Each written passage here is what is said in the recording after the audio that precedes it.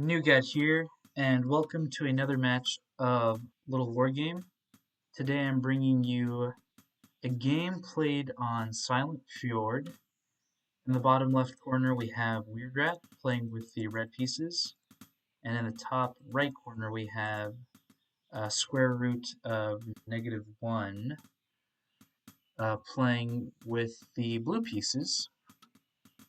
Both players are going for a barracks opening. So we kind of started like a minute into this game, so just to kind of see what their openings are. Nobody went for any proxies. On Silent Fjord, I have seen games where people have proxied wolves in like this area, and then they take these wolves behind here and basically try to do some damage in this worker line. We don't see that this game. We basically see a standard opening, a standard raider opening, and then for WeirdRat we have a standard archer opening. I believe the opening you want to go for archer is archer into castle into archer. It could also be into second, but I'm not entirely sure about that one. We have Sqrtofneg1. I'll just call him Square. He is going for double raiders, so he's doing a 2 raider expand. So something a little less standard because it kind of delays your castle. As we can see, WeirdRat is already getting his first expand, and Square is just kind of moving around with his worker, waiting for him to collect the money he needs in order to expand.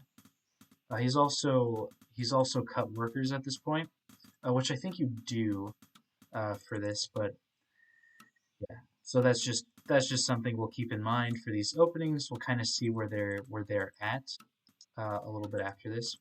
We do see that WeirdRat has these 2 archers at home, so he is able to kind of defend against us a little bit. This worker is going to get very low, so WeirdRat does decide to pull it. He might decide to keep it here. I wouldn't be surprised if WeirdRat decided to pull a worker from his base to complete the construction if he sees this raider come back again. So he might just decide to do that. Pulls this worker back and is probably going to pull some workers for defense and also to mine at this base. And Littlewargame, ooh, that was some nice micro. Square root, oh, almost able to leave his opponent's harassment without losing any units, but he did end up losing this raider, so that is kind of rough. He does get the information knowing that his opponent decided to go for a much safer opening, and then he knows that his opponent is going for this archer start. So good start for both of these players. Obviously, wish that Square would not have lost one of his raiders, but WeirdRat is doing a fantastic job of keeping his opponent at bay. Let's go ahead and see what's going on Square Root side of the map. He's going for a fast 3rd base, so that's going to be very interesting to see how that plays out. Square root of -1. He's basically kind of using his raider to scout, see what's going on. He's probably going to end up losing this raider because of how low health it is.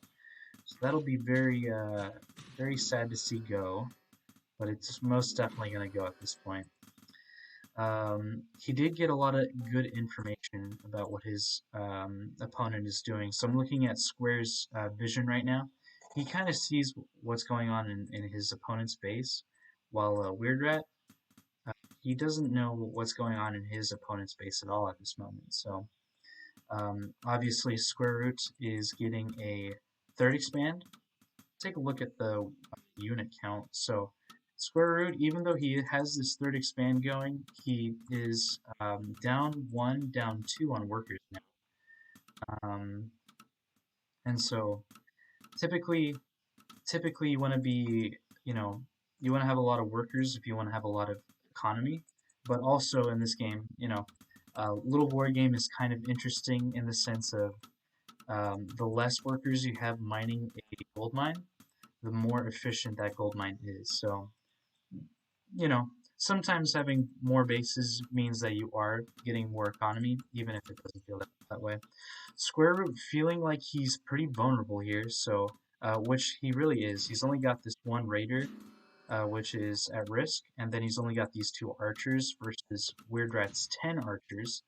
WeirdRat moves across the map, uh, thinking he's smelling blood in the water here.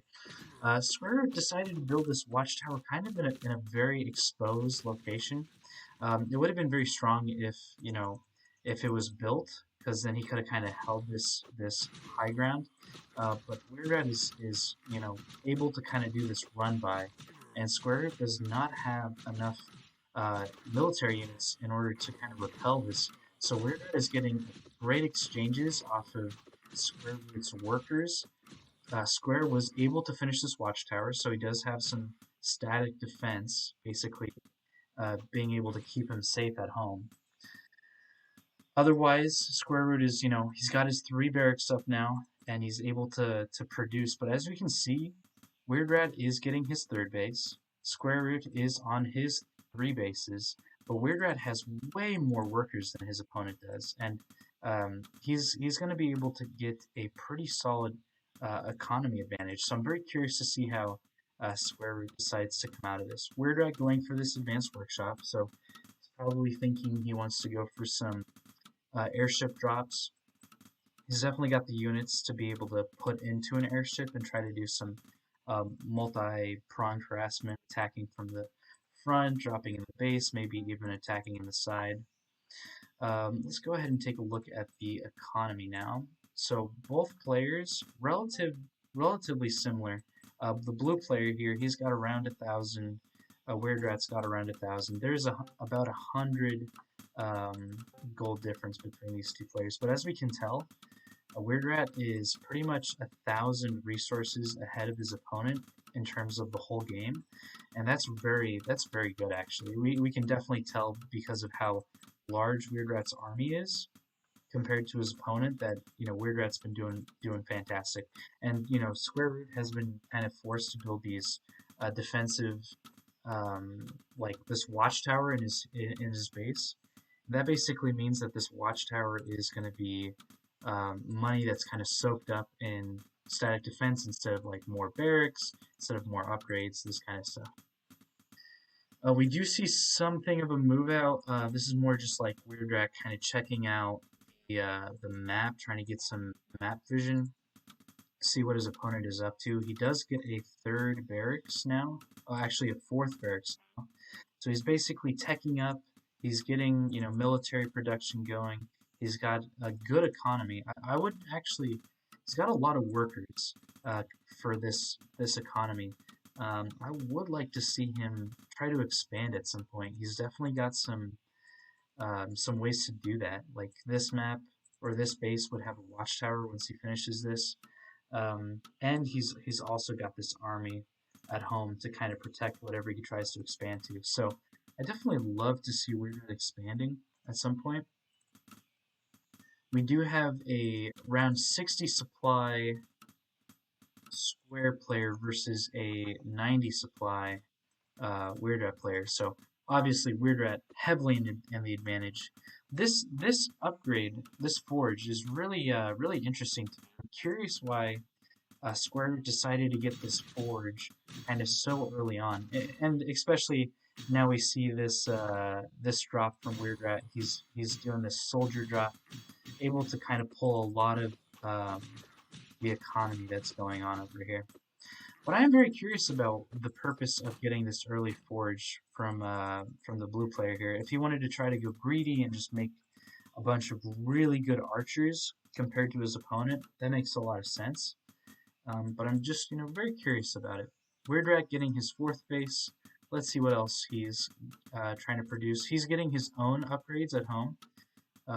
He's also got a workshop in production. So I remember I talked to WeirdRat on some strategy that he was thinking about, and I remember an idea that he kind of discussed with me a little bit was going catapult soldier for the late game, and then having a couple archers for consistent DPS. But basically the idea is that catapults do a lot of upfront damage to units, and soldiers are really good at keeping units at a at a distance. So That is, that's a very interesting army composition, and I think that's the army composition WeirdRat's trying to transition into now, especially when we start to see him producing the catapults now. WeirdRat didn't didn't lose the soldier drop, which is great. He's able to keep it alive and do a lot of harassment. It looks like now he's targeting his opponent's forge. He basically wants to stop his opponent from being able to have these upgrades going on. At the same time, square root of -1, he's moving across the map and he's starting to attack his opponent's fourth base. We do see this watchtower here that will be able to do a little bit of defense. We do see some of these buildings going up, so this is going to be a very interesting fight to see if this can go well. At the same time, WeirdRat's soldier drop is doing a good job of damage. And now we see this catapult actually. Um, Sqrtofneg1 is able to see that this catapult is doing damage, but he's not really able to do anything about it. And so he kind of gets forced to leave this conflict zone, I guess you could say. At the same time, soldiers are still doing a ton of damage. They're just basically harassing the worker line, making Square kind of have to micro and deal with these fights all over the place. As we can see, this fight is going on. It looks like the blue player was able to deal with the harassment back in his main base, and we kind of just see these armies chasing each other. Um, blue player here is probably just going to want to pull his army back, try to defend this base here, and red player is just going to be focusing on killing whatever he can kill here. Let's see what we have. We have some soldiers out on the map. We do have just armies getting grouped. WeirdRat chasing, doesn't want to over chase, so he decides to pull his army back. I'm very curious to see what he decides to transition to. Gets another airship. Keeps getting upgrades. Defense upgrades like crazy, actually. His opponent is going for extended range, so where is your... Here it is. So we've got this armory going for archer range, which I think is pretty solid. And here we have the transition. So we have more economy. So WeirdRat focusing a lot on economy. You have this fight, so the catapults are coming in. We do have this upground fight, and WeirdRat basically not being able to see what this army was for a long time, got a ton of damage put onto him from this fight here. I don't think WeirdRat should be fighting this, actually. He does go for this run-by with the catapults and the soldiers, but I would suggest kind of pulling back from this if at all possible. Blue's got the soldiers. Blue's got the army advantage here, and so WeirdRat needs to start pulling the rest of his army he has. And now you can actually start to see the transition we're talking about earlier. We have a bunch of soldiers in production. We have pretty much catapults in production. At the same time, we have this kind of run-by going on, and we have a ton of bases. So WeirdRat is basically going for his late game composition that he wanted, considering his position here. He likes the soldiers, he likes the catapults, and he likes to kind of just destroy these archers with his defensive upgrades, which is really good, really good. Yeah. So so let's actually talk about that. Especially we can see like WeirdRat's producing six soldiers at a row, and he's also producing 2 defense upgrades at the same time for these soldiers.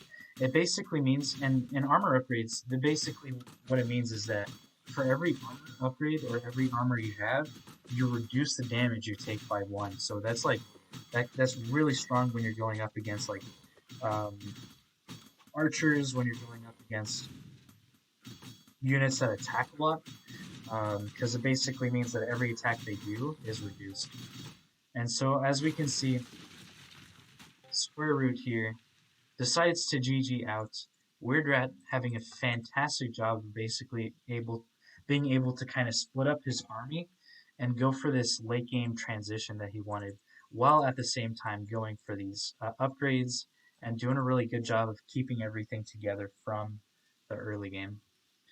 Thank you guys for watching. I hope you guys had a excellent and fun time watching this video.